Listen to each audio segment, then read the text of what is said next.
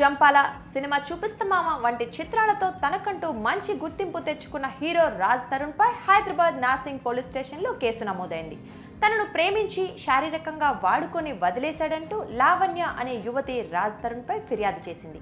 అతన్ని వదిలేయకపోతే చంపేస్తామంటూ బెదిరింపులు వస్తున్నాయని తన ఫిర్యాదులో పేర్కొంది లావణ్య.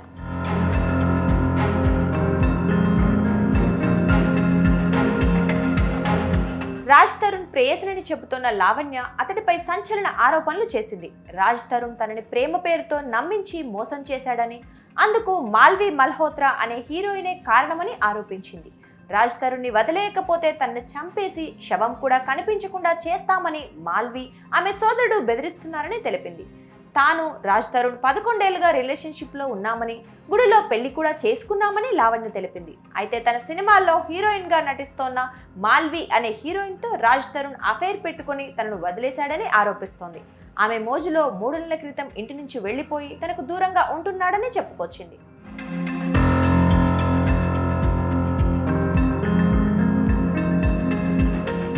రాజ్ తరుణ్ కి తనను దూరం చేయాలన్న కుట్రతోనే డ్రగ్స్ కేసులో ఇరికించారని, అరెస్ట్ అయి 45 రోజులు జైల్లో ఉన్న రాజ్ తరుణ్ తనకు ఎలాంటి సహాయము చేయలేదని లావణ్య చెబుతోంది.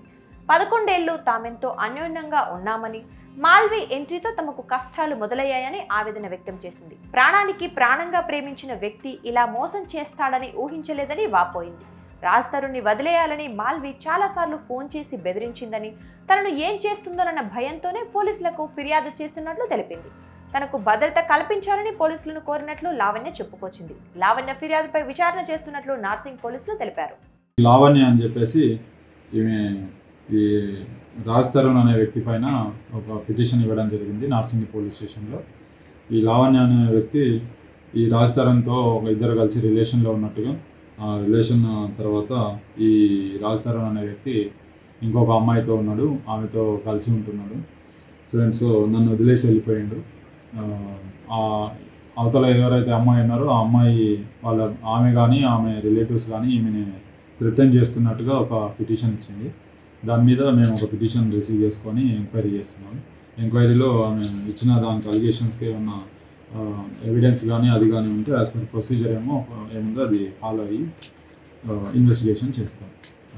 గతంలో లావణ్య మీద కూడా కొన్ని కేసులు నమోదై ఉన్నాయి కదా. మా దగ్గర డ్రగ్స్ కేసు ఒకటి ఉండే, అది